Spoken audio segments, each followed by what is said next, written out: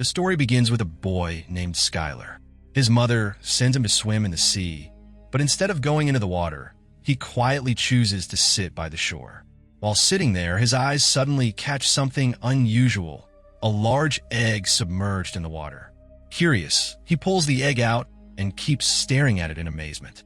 Just then, his mother arrives and asks him to come back home. Quickly, Skylar hides the egg inside his bucket and walks away with his mother, Julian. Julian scolds him because he didn't even try to swim, not even to step into the water. She complains that he never listens to her, but Skylar remains silent. As soon as they reach home, Skylar rushes straight into the workshop. Shortly after, his sister Christy returns and asks Julian what Skylar did at the sea today. Julian explains that, as always, he just sat alone and did nothing else. Meanwhile, inside the workshop, Skylar carefully places his belongings.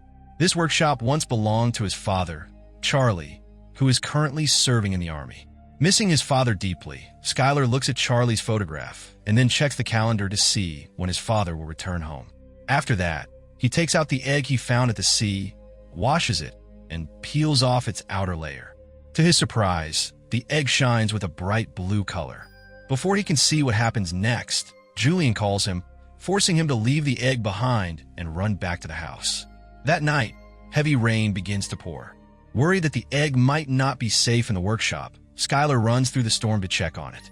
But by the time he arrives, the egg is already cracked open. Looking around, he discovers a strange creature has emerged from it. When he tries to touch the creature, it attempts to bite him, and Skylar realizes that it must be hungry. He quickly brings some food, and after eating, the creature calms down. Skylar gently feeds it with care, forming a bond with the mysterious being. Just then, Julian calls out to him again, and poor Skylar, though reluctant, has no choice but to leave the creature behind and return to bed. The next morning, Skylar wakes up to find a group of soldiers arriving at their home. Together with Julian and Christy, he goes to meet them, and they are introduced to Captain Hamilton. Hamilton explains that according to reports, enemy forces may attempt to infiltrate the country through the sea. For this reason, his team of soldiers will stay at their house and prepare to defend against any possible attack. Soon, the soldiers begin unloading their supplies and setting up their workstations inside the house. Julian then tells Christy and Skylar to return to their room. Later, Skylar heads to the library, hoping to find a book that might help him understand the strange creature he discovered. Once he finds one, he rushes back to the workshop, only to see chaos everywhere. The creature is chewing on Charlie's boots. Skylar realizes that it must be hungry, so he goes to the kitchen to get food. But Sergeant Strunk, one of the soldiers, stops him and says he isn't allowed there. Skylar insists he needs some food, but Strunk ignores him. Thinking quickly, Skylar asks if he can take out the kitchen garbage instead. Strunk agrees, and Skylar cleverly uses the leftover scraps to feed his new friend. Watching the creature eat fills Skylar with joy, and he decides to name it Crusoe. Skylar tries to read more about this mysterious being, but he doesn't find much useful information. Meanwhile, Crusoe finishes all the food, so Skylar fills the garbage bin with water, creating a small pool where Crusoe can happily swim. On the other side, Captain Hamilton is busy preparing his men for battle, determined to keep them ready for an attack at any moment. Skylar, however, leaves Crusoe alone in the workshop and returns home so Julian doesn't grow suspicious. Soon after, a man named Lewis arrives in town and goes to meet Julian, who is in the workshop at the time. He asks for work there, and Julian tells him that he must clean the entire workshop if he wants the job. Lewis immediately begins working and even drags out the garbage bin where Skylar had hidden Crusoe. Skylar sees this and rushes to stop him, but Crusoe is no longer inside.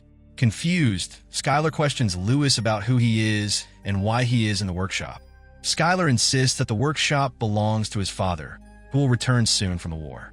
Lewis replies that when his father comes back, he can do whatever he wants, but until then, Lewis is in charge of the workshop. Hearing this, Skylar leaves and starts searching for Crusoe. We then see Crusoe sneaking into Skylar's house. The moment Sergeant Strunk's dog, Churchill, notices him, it chases after Crusoe. Fortunately, Churchill is chained, so it fails to catch him. Crusoe runs into the bathroom, and just then Christy enters. Shocked, She screams loudly and runs down the stairs. Hearing her cries, Skylar immediately realizes that Christy has seen Crusoe. He calms her down and explains that Crusoe is his pet, born from the egg he found by the sea. Christy is still terrified, but Skylar makes her promise not to tell Julian, assuring her that Crusoe is harmless and never hurts anyone. Meanwhile, Julian visits the workshop to meet Lewis. She brings along some of her husband's clothes and hands them to him. Seeing this, Lewis asks if Charlie will ever return. With a heavy heart, Julian replies that he will never come back. Lewis is surprised, since Skylar had told him that his father would soon return from the war. Julian explains that Skylar is still just a child, and the truth is that Charlie's ship sank in the sea, causing his death. Afterward, Julian asks Lewis to help fix a leak in the bathroom. Lewis enters the house to repair it, but this happens to be the same bathroom where Skylar and Christy have hidden Crusoe. When Lewis knocks on the door, the children try to stop him from coming in. After waiting for a long time, Lewis warns that he will complain to Julian if they don't open the door. Finally, Christy reluctantly lets him in. Lewis says he is there to fix the leak, but suddenly his eyes fall on Crusoe.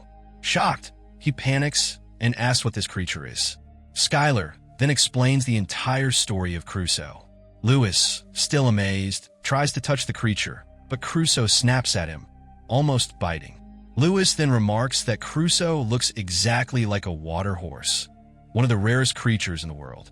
It is said that only one water horse exists at a time, and when it dies, a new egg hatches to bring another into existence. Lewis also tells them about the magical powers of the water horse.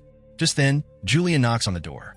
Skylar quickly asks Lewis to help hide Crusoe, knowing Julian would never allow such a creature inside the house.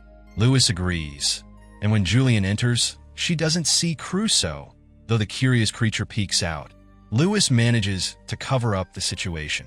Afterward, Julian steps outside and meets Captain Hamilton, who invites her to join the soldiers' dinner that evening. Later that evening, Lewis advises Skylar to release Crusoe back into the sea, saying that the ocean is his true home. But Skylar refuses, insisting that Crusoe belongs only with him. Soon, the soldiers' dinner begins at the house. Skylar leaves Crusoe in the bathroom for a while, but he forgets to close the door. Taking advantage of this, Crusoe escapes again. Meanwhile, Sergeant Strunk's dog, Churchill, catches Crusoe's scent and frantically searches for him. The moment Churchill spots Crusoe, he chases him all over the house. In the chaos, both end up on the dinner table, ruining the entire meal. However, everyone only sees Churchill. Crusoe then runs outside and leaps into the fountain, where he happily finds fish to eat. Skylar searches everywhere for him, but Lewis tells him to return home because Julian is already upset about the ruined dinner. Lewis promises to find Crusoe and bring him back safely. After much searching, Lewis finally discovers Crusoe near the fountain.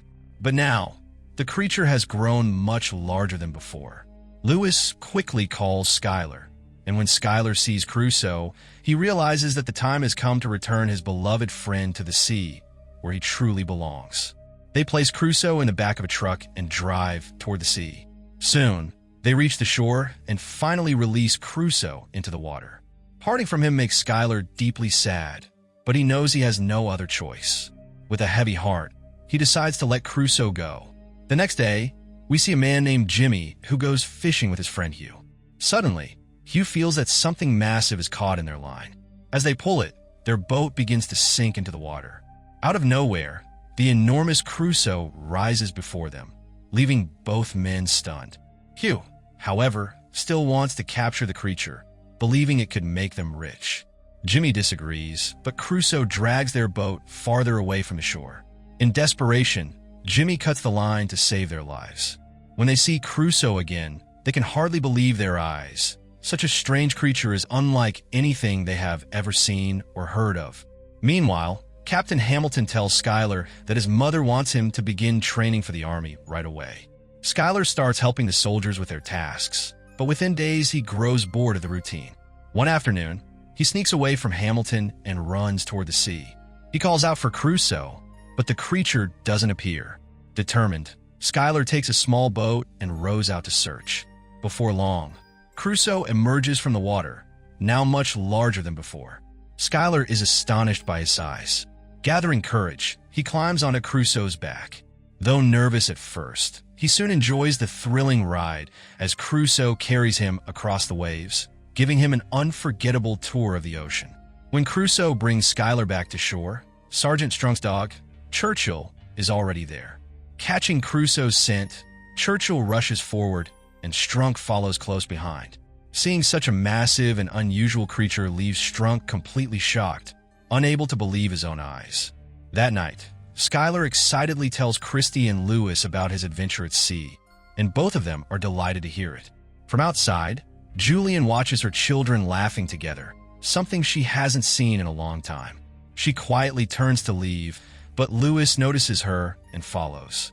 Julian thanks him, saying that because of him, she finally saw her children truly happy again. Lewis simply smiles and brushes off her gratitude with warmth. On the other side, Jimmy tells a reporter named Jock about the strange creature he saw in the sea. Hearing this, Jock thinks he can use the story to attract investors to the town, since tourists will be fascinated by such a rare animal.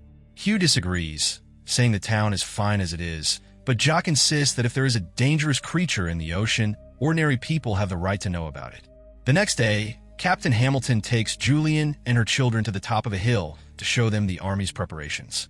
He wants to demonstrate the weapons that will be used against enemy forces. Hamilton orders his men to carry out a mock attack on enemies hidden in the water. Skylar immediately realizes that this could put Crusoe's life in danger.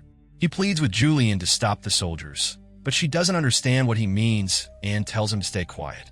Christy tries to support Skylar, saying he is telling the truth, but Julian ignores her as well.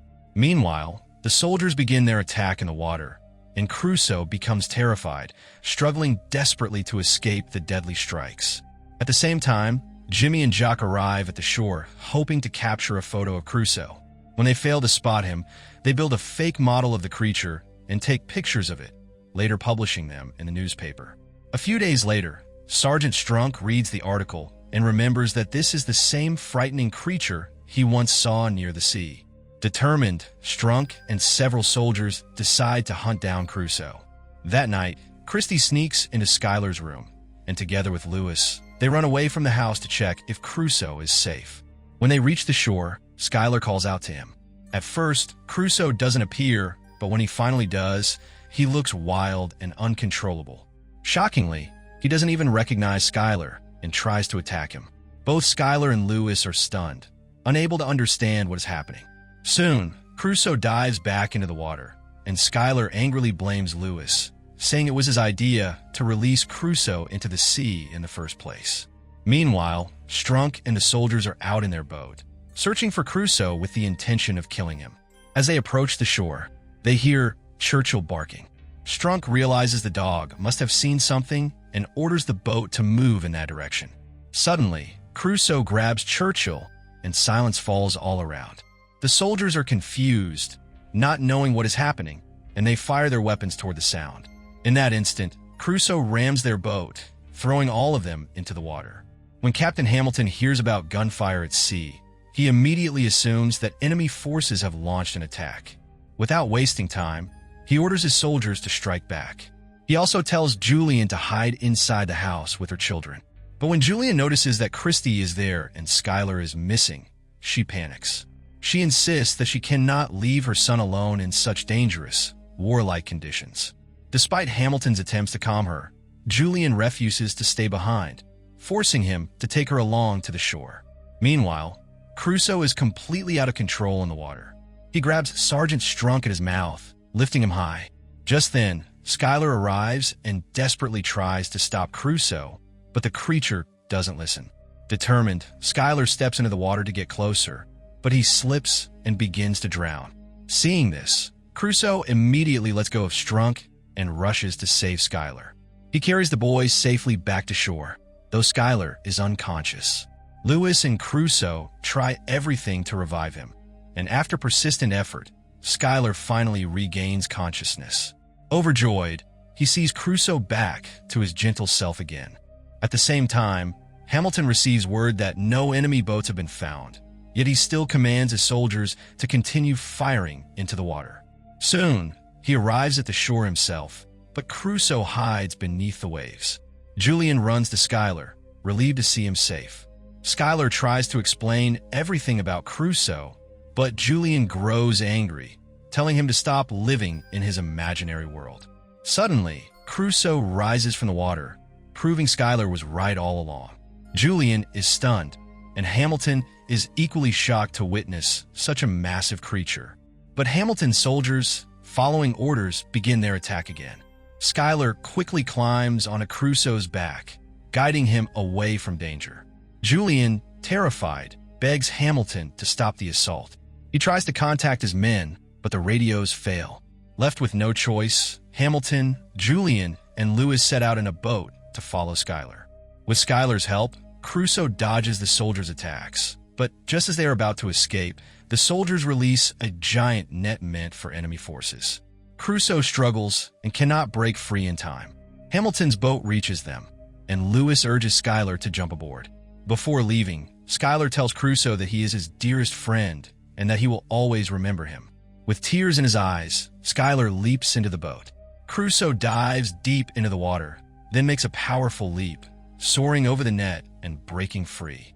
Skylar and everyone else cheer with joy, knowing Crusoe is finally safe from the soldiers' attack. So, that was the magical journey of the water horse, Legend of the Deep, a story of friendship, courage, and letting go. If you enjoyed this explanation, don't forget to like the video, share it with your friends, and subscribe for more amazing movie stories. Your support inspires us to bring even better content every time. See you in the next video.